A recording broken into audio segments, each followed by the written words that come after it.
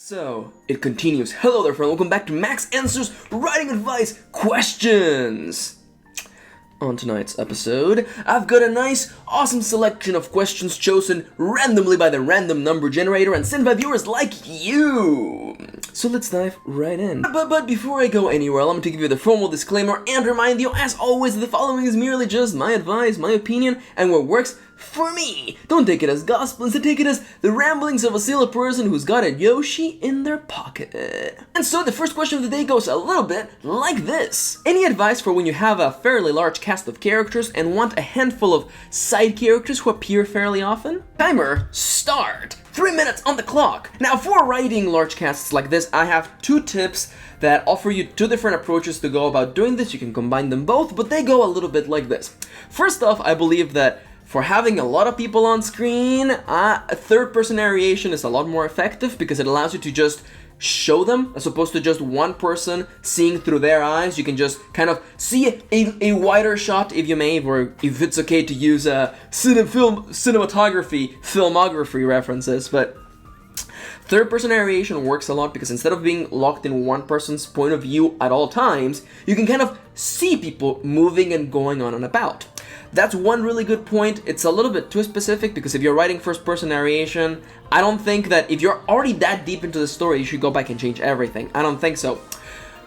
That is why I have another piece of advice, something that I think works better and more generally for everyone else, and that is to have a select number of characters per scene. I think it's more effective to have a handful of your entire cast in a scene where each one is given a chance to shine, or at least to show their character, rather than having everyone on at all times. I know that this may seem like super general and super obvious, but sometimes we forget that. Sometimes if the entire party of characters is hanging out at one place, it may feel like the only course of action is to have all of them on at the same time, and that can be overwhelming for the reader and also kind of confusing to have so many actors on in the same scene. And one of those simple situations is to split the party for a moment. No, seriously, split the party for a moment. Have characters X, Y, and Z go to the back of the shop and inspect, whatever's there, or have characters A, B, and C, stay outside and fix the car. It's okay to split the party. And again, I know that may seem kind of really obvious and straightforward, but I think sometimes really obvious advice is probably the best. The biggest problem, and I'm going off the timer, the biggest problem with having a large cast of characters, secondary characters involved or not, is that it can become overwhelming to the reader. The easiest solution for that is either A, have a style of narration that allows you to see everyone, or even better, have scenes with only a handful of characters, if not less, and that includes your secondary characters as well. Give them a chance to shine so that they linger in the reader's mind more than just a character and a concept like the guy who runs the diner or the mechanic. They become real players in the reader's mind. And now for the second question of the day, it goes a little bit like this. How do you scrap certain ideas for a story even when you think it might be important for a character's development? And timer, start! Why was I doing a symbol as though I'm transforming into my final form?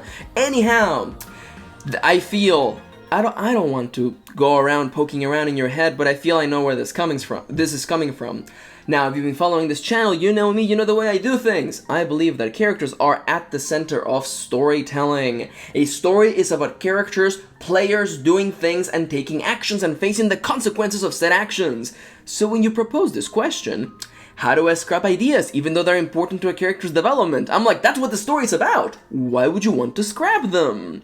And I am reminded of a quote that was spoken by a really famous author and is taken out of context every gosh doodly darn time. And that saying is, kill your darlings. And I'm going to make this question about that because it's really closely related. People hear the phrasing, kill your darlings, and there are teachers out there who are telling students this, and they're not telling them the right thing. It means that as the writer, you should be honest enough with yourself when revising the story. Note the keyword here is revising the story, and consider looking at your story objectively as though somebody else wrote it. That's why you wait a long time before editing your story. You create distance so when you read it again, you realize that that person in the past is no longer you, and you can edit it without fear. And at times you may have to cut something that you enjoyed to make the story better. People misunderstand that saying as kill things you like, so somehow you're not biased. I've made videos on this in the past, and I'm gonna give you a really quick rundown. Kill your darlings doesn't mean that. You can have things in your story that you like. As a matter of fact, you should write things you enjoy. So again, why would you cut things that you enjoyed? Especially if it is a moment of character development that is important to this story. Why would you want to cut it? Don't mind that other timer going off in the distance. Here's my dealio. If there's a moment in your story and it is important to a character's development, then it is important to the story. Simple as that.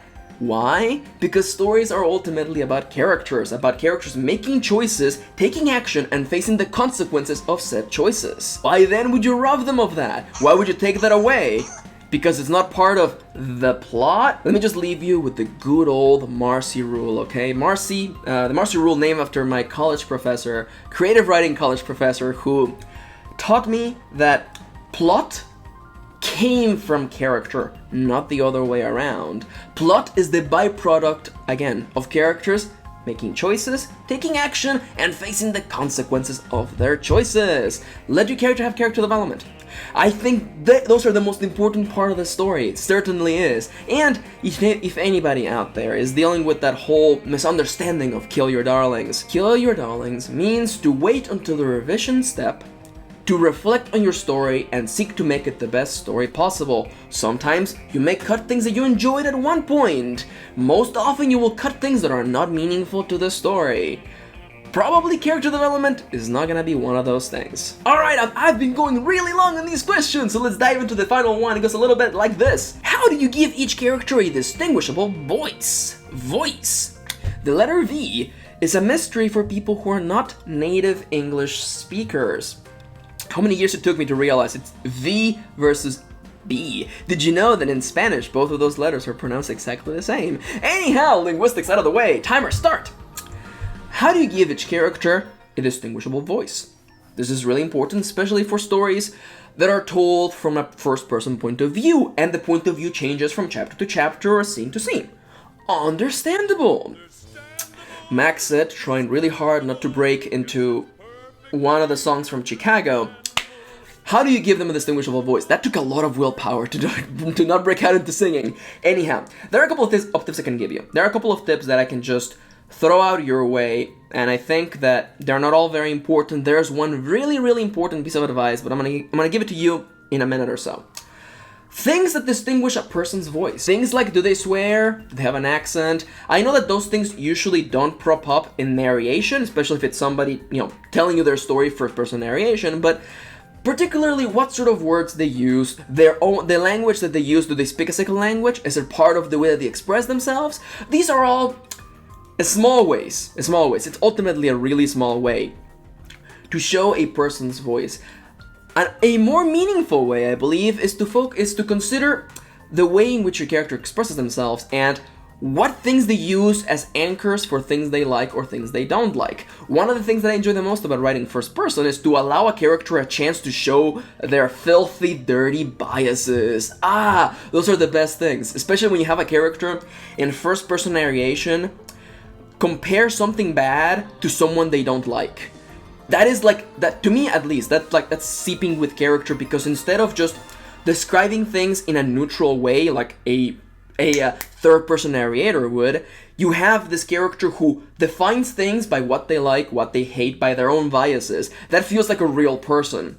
Maybe not the nicest of persons, but that's not the point of this exercise. The point of this is to make a distinguishable voice. And for that, again, I recommend consider how they express themselves in regards to language, accents, and swearing, and consider their biases. Now, those are inconsequential.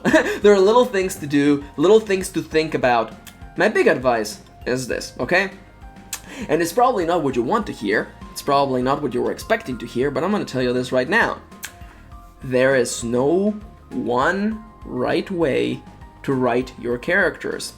What has helped me in the past the most is not worry about these things when you come to the act of writing. Disable, open up all of those doors that have been sealed away by all those little worries in your head, all those voices of people complaining on forums about books and stuff. Ignore all of them, forget about them, push them away. You're writing, you're in the act of writing, nothing else must happen, and you must write that character as they come to you, without fear, without hesitation, and without doubt. The truest way to be true to that character is to write them as they come to you, and to not be questioning the way they're talking. Yes, you can consider if they swear, you can consider who they hate the most. Ultimately though, you have to write them as they come to you. It's like someone is giving you their statement, and you have to write it down as it is coming to you, because your job as the writer is to be as true to the reader as possible. The story is coming to you, and you're being honest about what people told you, you know, just the facts, ma'am, as they say. I know that it may seem a little contradictory to think about all those things and yet at the same time not to think about them. Those are nice things to consider for the revision process once everything is on paper and you are not in the middle of writing. Because writing is like, to do a little bit of a pun, it's kind of like riding a bicycle. How many things do you want to be doing while riding a bicycle? You know, you have to be focusing on the task at hand, and for writing is to translate your thoughts, your imagination into a manageable, solid format, which is, for our case, the written word. And of course, the easiest way to break that combo, to get out of that moment of zen in which you're just telling the story, is to worry about little things such as, is my character's voice going to be distinguishable? Ultimately, at the end of all things, remember that you're writing the first draft, and all of these things can be changed later, okay? Okay. And that last answer was like an amalgamation of basically every piece of advice that I've ever given.